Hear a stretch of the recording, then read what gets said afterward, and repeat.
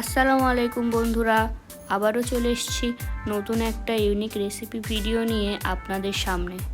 আজকে রেসিপিটার নাম হলো স্টাফড আলুর কুলচা। আপনারা হয়তো এর আগে কুলচা বানিয়েছেন তেল দিয়ে, কিন্তু আজকে আমি সম্পূর্ণ পানি দিয়ে আলুর কুলচা বানাবো, তেল ছাড়া।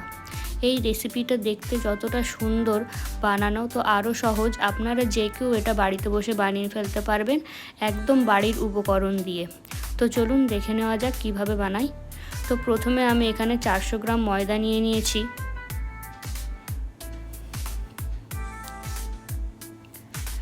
এরপর এতে অ্যাড করলাম স্বাদ মতো নুন। এবার এতে অ্যাড করলাম 1 চামচ চিনি গুঁড়ো। এখানে আমি চিনিটাকে গুঁড়ো করে নিয়েছিলাম যাতে এটা ময়দার সাথে ভালোভাবে মিশে যায়। এবার মাঝখানে একটু জায়গা করে নিয়ে আমি এতে দই দিয়ে দেবো। আমি এখানে 4 চামচের মতো দই ইউজ করেছি। দইটা ইউজ করার আগে অবশ্যই দইটাকে ফাটিয়ে নেবেন।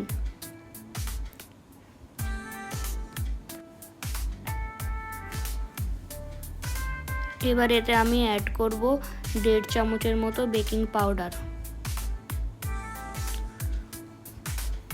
এবার এতে অ্যাড করব 1/2 চামচের মতো বেকিং সোডা। এবার এটাকে ভালোভাবে মিশিয়ে নিতে হবে। এই বেকিং পাউডার এবং বেকিং সোডা আমি দিচ্ছি কারণ এটা যাতে আমি ইনস্ট্যান্টলি ফার্মেন্ট করতে পারি। এর বদলে আপনারা ইস্টও ব্যবহার করতে পারেন, সেক্ষেত্রে টাইমটা একটু বেশি লাগে। ইনস্ট্যান্ট ফার্মেন্টেশনের জন্য আমি এখানে বেকিং সোডা আর বেকিং পাউডার দইয়ের সাথে ইউজ করেছি। এবার এই মিশ্রণটাকে ভালোভাবে মিক্স করে নিয়ে 5 মিনিটের মতো ঢেকে রাখতে হবে। দেখুন 5 মিনিট পর এটা কতটা ফুলে উঠেছে, মানে খুব ভালোভাবে ফার্মেন্ট হয়ে গেছে। এবার আমি এতে উপর থেকে একটু সাদা তেল অ্যাড করব 1 চামচের মতো। বেশি তেল দেওয়া লাগবে না, কারণ বেশি তেল দিলে এটা একটু বেশি মচমচে হয়ে যাবে কুলচাটা। কুলচা তো সাধারণত মচমচে হয় না, তাই তেলটা কমই দিতে হবে। এবার এটাকে ভালোভাবে মাখিয়ে নিচ্ছি। মাখানোর সময় খেয়াল রাখবেন পানিটা একটু একটু করে দেবেন, একেবারে সব পানি দিয়ে দেবেন না, তাহলে এই ডোটা নরম হবে না। দেখুন এক এক করে আমি একটু একটু করে পানি দিয়ে দিচ্ছি এবং এটাকে মাখিয়ে নিচ্ছি। ডোটাকে প্রায় 5 থেকে 7 মিনিটের মতো ঠেসে ঠেসে মাখাতে হবে। ডোটা আপনি যত ভালোভাবে মাখাবেন আপনার কুলচা তত নরম হবে। মূলত ডোটা কিভাবে মাখাচ্ছেন তার উপরেই কুলচাটা নির্ভর করছে। দেখুন আমার এখানে ডোটা প্রায় কমপ্লিট হয়ে গেছে। এরকম নরম হয়েছে আমার ডোটা। আপনারাও চেষ্টা করবেন এরকমভাবে বানানোর। এবার আমি এটাকে 15 থেকে 20 মিনিটের মতো রেস্টে রেখে দিয়েছি। এবার এখানে আমি আলুর স্টাফটা তৈরি করে নিচ্ছি। তার জন্য আমি আলু সেদ্ধ করে রেখেছিলাম, এবার এটাকে গ্রেট করে নিচ্ছি। এখানে আমি 2টো সেদ্ধ আলু গ্রেট করে নিচ্ছি। দেখুন এখানে আমার আলু গ্রেট করা হয়ে গেছে। এবার এতে আমি একে একে মশলাগুলো অ্যাড করব।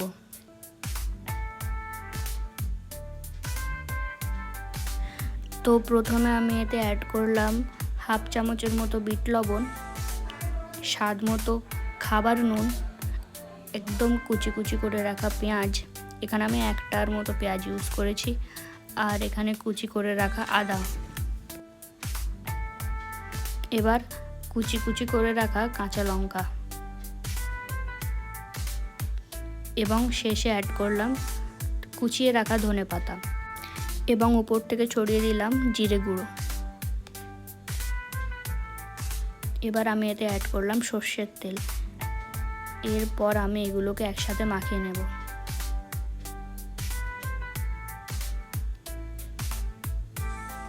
এতে আমি অ্যাড করলাম কাশ্মীরি শুকনো লঙ্কা গুঁড়ো, যাতে দেখতে কালারটা অনেক ভালো হয়। এখানে আমার আলুর স্টাফটা তৈরি হয়ে গেছে। এবার 15 থেকে 20 মিনিট পর এটার আমি ঢাকনাটা সরিয়ে নিচ্ছি। দেখুন এটা কতটা ফুলে উঠেছে, আর নরমটা দেখুন কতটা ভালো হয়েছে।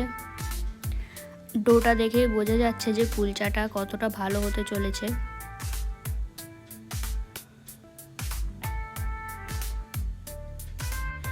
এবার আমি এটাকে গ্রানাইটে তুলে নিচ্ছি। এবার শুরু করব বেলার পাট। তো প্রথমে আমি এইরকম সাইজের লেচি করে নিচ্ছি, লুচির থেকে একটু বড় হবে সাইজটা।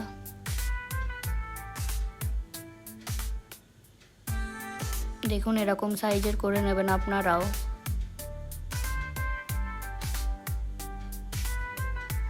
এক এক করে আমি সবগুলো করে নিচ্ছি।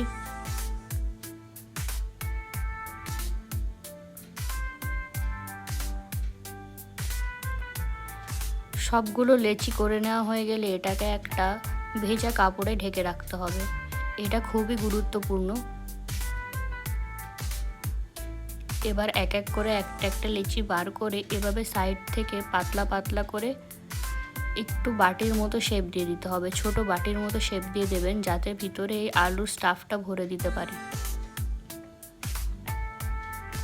আলুর স্টাফ ভরা হয়ে গেলে এবার মুখগুলো এভাবে বন্ধ করে দেবেন যাতে আলুর স্টাফ বাইরে না বেরিয়ে যায়।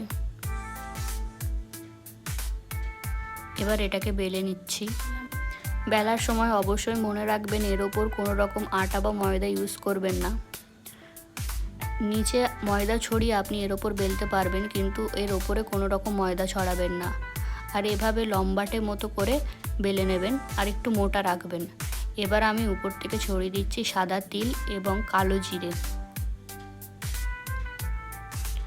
এবার উপর থেকে ছড়িয়ে দিচ্ছি একটু ধনেপাতা। রেস্টুরেন্ট স্টাইল বানানোর জন্য আমি এটাকে ধনেপাতা অ্যাড করলাম, চাইলে আপনারা স্কিপও করতে পারেন।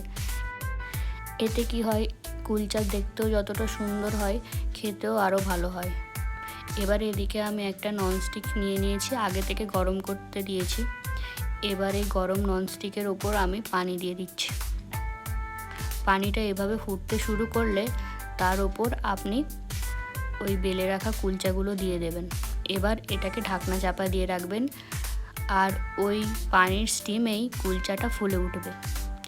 আর ঢাকনাতে যে ছিদ্র থাকবে সেটাতে আপনি চেষ্টা করবেন ঢেকে রাখতে। আমি এখানে একটা ছোট লবঙ্গ দিয়ে ওই ছিদ্রটা ঢেকে দিয়েছি যাতে বাষ্পগুলো না বেরিয়ে যেতে পারে আর কুলচাটা বেশি ভালো করে ফুলে ওঠে। দেখুন কুলচাটা কত ভালো ফুলে উঠেছে। ফ্লেমটা একদম ফুল থাকবে আর দেখবেন যখন পানিটা শুকিয়ে যাচ্ছে তখন ফ্লেমটা কমিয়ে দেবেন আর ঢাকনাটা সরিয়ে নেবেন। এখানে আমি কুলচাটাকে উল্টে নিয়েছি। এবার এতে আমি স্বাদ বাড়ানোর জন্য একটু ঘি ইউজ করছি, আপনারা চাইলে বাটারও ইউজ করতে পারেন। একদম রেস্টুরেন্ট স্টাইল কুলচা বানানোর জন্য আমার এই রেসিপিটাকে একদম শেষ পর্যন্ত ফলো করবেন। এবার উল্টো পিঠেও আমি একইভাবে ঘি লাগিয়ে নিচ্ছি। দেখুন আমার কুলচাটা কত ভালো হয়েছে আর দেখতে কত সুন্দর হয়েছে, একদম রেস্টুরেন্ট স্টাইল। এত সহজ একটা কুলচা রেসিপি আপনারা বাড়িতে বসে বানিয়ে ফেলতে পারবেন একদম বাড়ির উপকরণ দিয়ে। আমার এখানে একটা কুলচা রেডি হয়ে গেছে, এটাকে আমি তুলে নিচ্ছি। এখানে আমি দ্বিতীয় কুলচাটা করে নিচ্ছি। আগের মতো একই স্টেপ ফলো করতে হবে আপনাদের। দেখলেন তো বন্ধুরা, এখানে আমি কোনো রকম তেল ইউজ করিনি, সম্পূর্ণ পানি দিয়েই আমি কিভাবে কুলচা করে নিলাম একদম ম্যাজিকের মতো। এই কুলচা রেসিপিটা এতটাই সহজ যে বাড়িতে কোনো গেস্ট আসলে তাকেও করে খাওয়াতে পারবেন। বাড়িতে বড় থেকে শুরু করে বাচ্চারাও খুব আগ্রহের সাথে খাবে। এরকম কুলচা আপনি মাংস, আলুর দম, ছোলা, ঘুগনি, চা সবার সাথে খেতে পারবেন। খুবই সুন্দর হয় খেতে। আমার এই টিপসগুলো অবশ্যই ফলো করবেন। দেখুন আমি কিভাবে বানাচ্ছি। যখন আমি পানিটা দিলাম তখন কিন্তু ফ্লেমটা হাই থাকবে।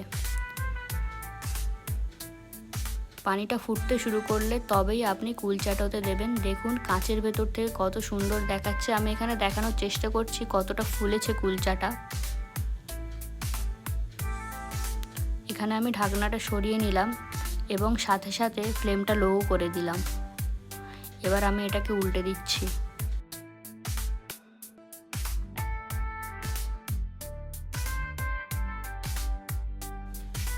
এবারও ঘিটা মাখিয়ে নিচ্ছি।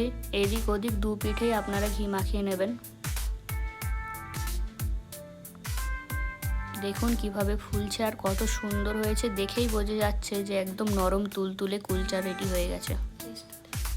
একদম রেস্টুরেন্ট স্টাইল। এটা বানানোর জন্য আপনার একদম বেশি সময় নষ্ট হবে না বা সময় লাগবে না, খুবই অল্প সময়ের মধ্যেই আপনি কুলচা তৈরি করে ফেলতে পারবেন। দেখুন কুলচাটা কতটা ফুলেছে। এই রেসিপিটা আপনারা আজই বাড়িতে ট্রাই করবেন এবং কমেন্ট করে অবশ্যই আমাকে জানাবেন যে কেমন হয়েছে। আর আমার এই ভিডিওটা ভালো লেগে থাকলে একটা লাইকও করে দেবেন। এখানে আমার দ্বিতীয় কুলচা রেডি।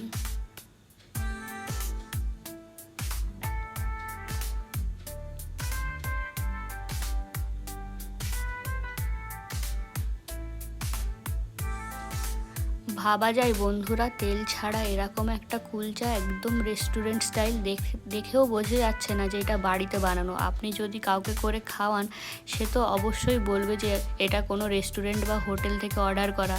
সে মানতেই চাইবে না যে এটা বাড়িতে করা। বা সম্পূর্ণ তেল ছাড়া একদম পানি দিয়ে এরকম একটা কুলচা আপনিও বাড়িতে বসে তৈরি করে ফেলতে পারবেন। এই রকমের একটা কুলচা যদি আপনি সবাইকে করে খাওয়ান, আপনার তারিফ তো সবাই করবে, সাথে রেসিপিটাও জিজ্ঞেস করবে যে কিভাবে আপনি বানিয়েছেন। সবার মন জয় করে নেওয়ার জন্য এরকম একটা কুলচা আপনি আজই বাড়িতে ট্রাই করে সবাইকে খাওয়ান। দেখুন এখানে আমার সবকটা কুলচা রেডি হয়ে গেছে। সাইজটা দেখতে পাচ্ছেন তো বন্ধুরা কেমন আমি সাইজের করেছি, বেশি বড়ও না বেশি ছোটও না। এখানে আমি ভালোভাবে দেখিয়ে দিচ্ছি কুলচাগুলো কেমন হয়েছে। খুবই নরম এবং খুবই সুন্দর।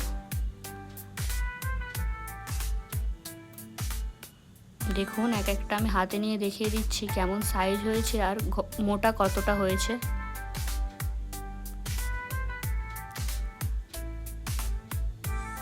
দেখুন বন্ধুরা কতটা নরম হয়েছে কুলচাটা,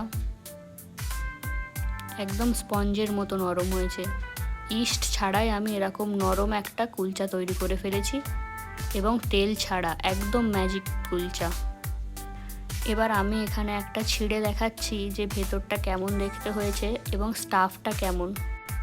দেখুন বন্ধুরা এখানে দেখা যাচ্ছে ভিতরে আলুর স্টাফটা, আর দেখুন কতটা নরম আর কতটা পুরু।